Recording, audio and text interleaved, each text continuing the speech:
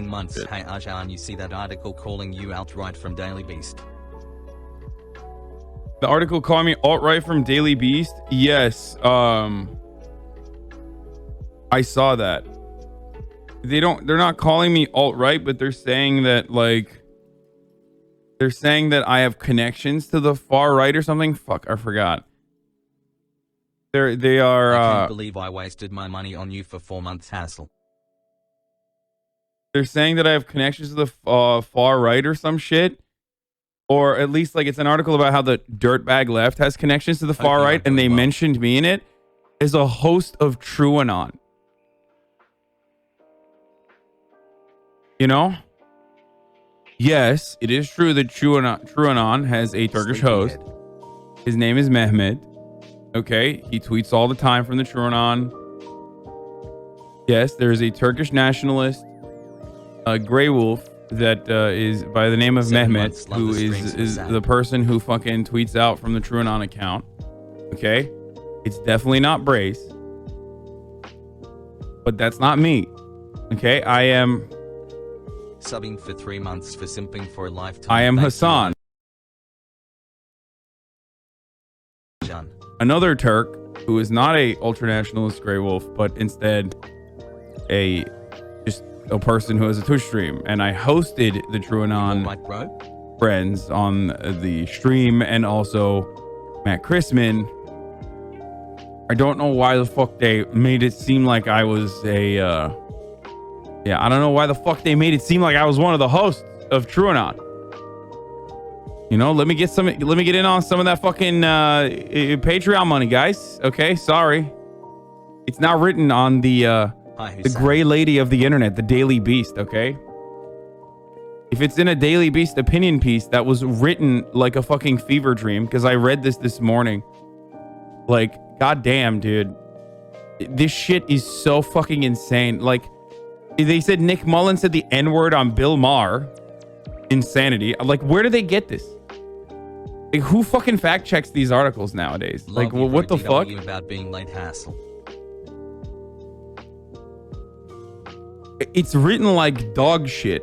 Okay, this article is way too fucking long, written like fucking dog shit. Much longer, lol. And I honestly feel like they pieced it together from like Twitter threads, like the here's why Chapo is a fascist pipeline, you know, first tweet out of 75. Like it literally looks like someone just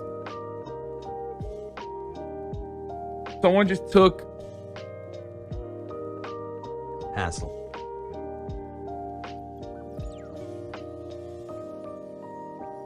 Someone just took like some fucking weirdo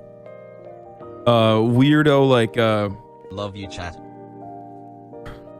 Anarchist person who fucking hates like Chapo and dirtbag left or whatever the fuck. And took one of their Twitter threads and like turned it into an article.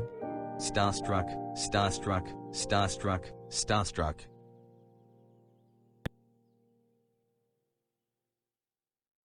Yeah. Just scroll this up from top to bottom for sheer length if you want to smile. Playing footsie with the right is not a common thing on the neo-socialist left, but there's a subset of this latter group, a small but influential band, who can veer into legitimizing the talking points of the extremist right. I think it's fucked that you were on a podcast with a guy who was on a podcast with a guy who was on a podcast with a guy who was on a podcast with a guy who was on a podcast with a guy who was on a podcast. Like, that is the entire article. The entire article is like how the fuck am I in this? First of all, I routinely shit on not only Tucker Carlson, but people who fucking legitimize like far right talking points. The people that are saying like are legitimizing far right talking points is like Grace and Liz here, making it seem as though like they're giving value or worth to QAnon, when they have straight up built an entire podcast talking about how the QAnon hogs are fucking insane. You know what I mean? Like, I don't know why, and I'm one of the hosts as well, apparently. Happy to be here. In the interview with TrueAnon's Brace Belden and Liz Franzek, who also appeared on the Perfume Nationalist podcast, Crispin and his fellow podcasters riff on Epstein's death and a lockup, and his associate Ghislaine Maxwell's recent arrest. This has to be the result of some factional contest within the intelligence community or deep state or whatever. because somebody kept her alive for all those months, Christman says. Then they veer into prime conspiracy territory when Belden riffs on how he can see the deep state drugging Maxwell. It's like what happened to Jack Ruby, to supposedly discredit her testimony in court. Between digs at the center left, literally a minority of people think Epstein killed himself. Belden says. Christman adds, a majority of Biden voters, though. Belden complains, but this is a thing that everybody knows. Everybody knows that the government or factions within the government likely had something to do with it, but you can't do anything about it. That's what drives people so crazy. That's just contributed to how insane everybody is. Like, 7 months of I like that this take is supposed to be a ridiculous take. You know what I mean? Like, everything on this, while lighthearted, especially the second part that's hilarious because he calls fucking Dershowitz a white hat pedophile.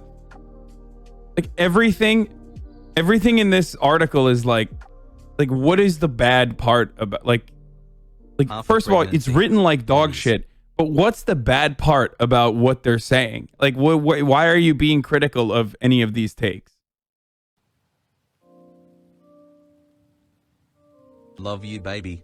He said Finkelstein is a Holocaust denier too, which it's just there's just so much fucking nonsense in here. It's hard to literally read all of it. It's so poorly written too. I would suggest you read it on your own time, but I will not actually suggest it because it's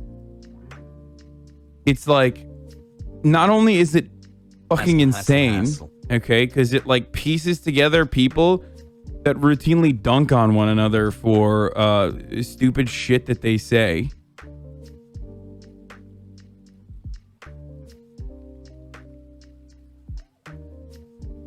Okay, but you are a friend of Turkish nationalist Felix Biederman. Yeah, I know exactly.